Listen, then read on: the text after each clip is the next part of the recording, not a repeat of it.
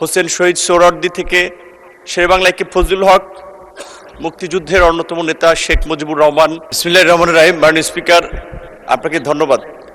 আমার বক্তব্যের শুরুতে আমি স্মরণ করছি 52 ভাষা আন্দোলন থেকে 71-এর মুক্তিযুদ্ধ, 90-এর স্বৈরাচার বিরোধী আন্দোলন এবং সর্বশেষ 24শে জুলাই গণ অভ্যুত্থানের শহীদ এবং বীর ছাত্র জনতাকে।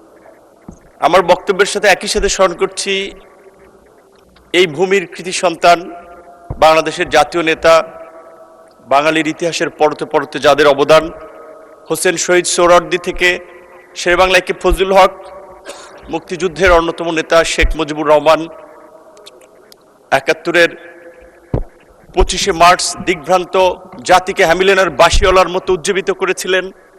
75-এ জাতীয় সংকটে জাতির নেতৃত্বে আবির্ভূত হয়েছিলেন স্বাধীনতার মহান স্বাধীনতার ঘোষক শহীদ প্রেসিডেন্ট জিয়াউর রহমান।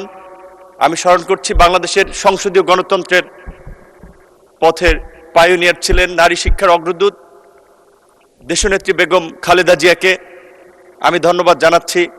আজকের এই সংসদে এসে কথা বলে সুযোগ তৈরি করে দেওয়ার জন্য আমাদের সংসদ নেতা, আমাদের জোটের নেতা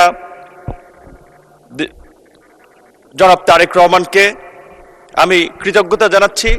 গলাচিপা, দশমিনা, পটুয়াখালী 3-এর সাধারণ মানুষ যারা নানাবিধ হুমকি ধমকি প্রলোভন উপেক্ষা করেও শত প্রতিকূলতার মধ্যেও আমার সাথে থেকেছেন, আমাকে ভোট দিয়ে আজকের এই জায়গায় এনেছেন।